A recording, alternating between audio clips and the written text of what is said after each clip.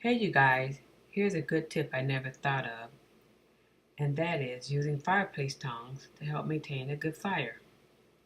I discovered this tip while camping with friends, and I wanted to share.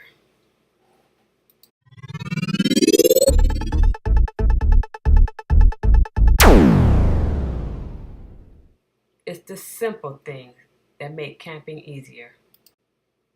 Now we can maneuver the fire with ease.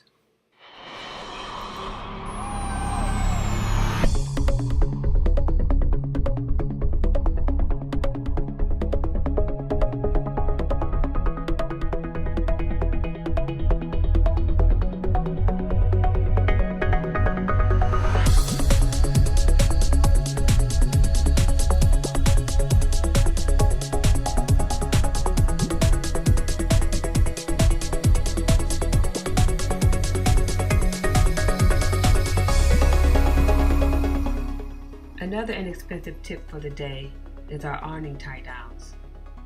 I purchased a stake at the dollar store for $2.65. The ratchet straps came from Home Depot for under $4.